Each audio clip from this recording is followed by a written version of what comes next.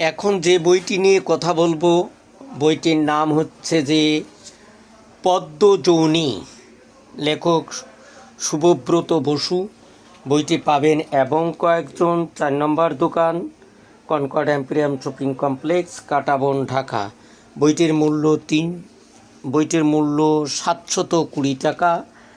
বইটি সম্পর্কে যা জানলাম এবং পড়লাম সেই তথ্য অনুযায়ী বইটি হচ্ছে শশীমণি দাসী পুরীর জগন্নাথ মন্দিরের শেষ মাহারি দেবদাসী। 1930 সালে সে এসেছিল পুরীর মন্দিরে। তৎকালীন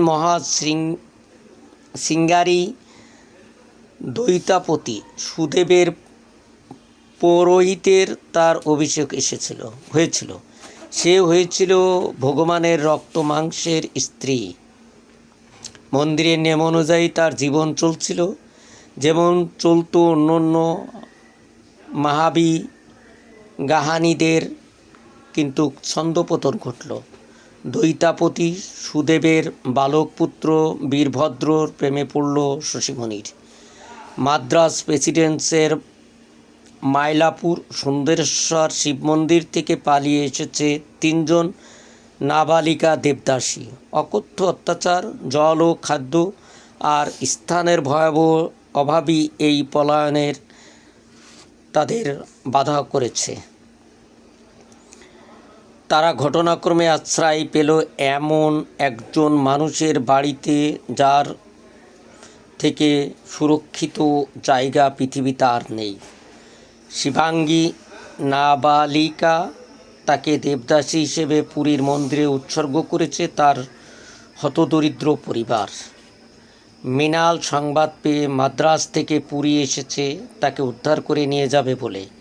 এই সূত্রে তার সঙ্গে পরিচয় হয়েছে মন্দিরের সেবায়েত পতিত পাবন পণ্ডা ও রথ নির্মাণের শ্রমিকদের প্রধান বিশ্বকর্মা মহারানার সঙ্গে।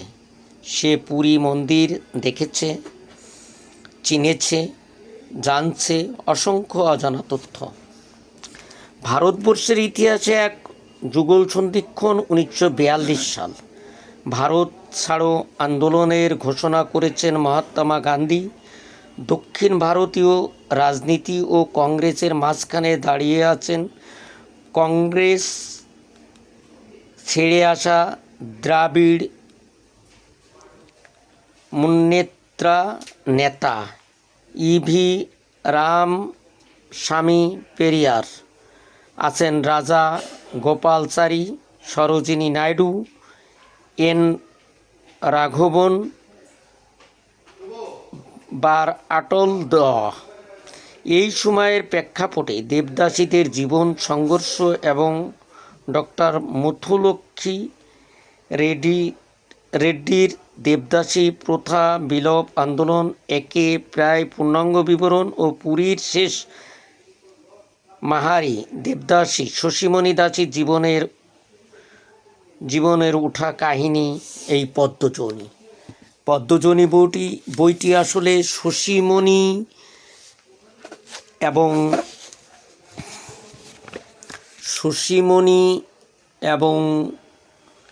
শশীমণি দাসী এবং পুরীর জগন্নাথ মন্দিরের মাহারি দেবদাসীর জীবন কাহিনী। বইটি সংগ্রহ করতে পারেন এবং কয়েকজন, 4 নম্বর দোকান, কনকর্ড এম্পোরিয়াম শপিং কমপ্লেক্স, কাঁটাবন, ঢাকা 1205।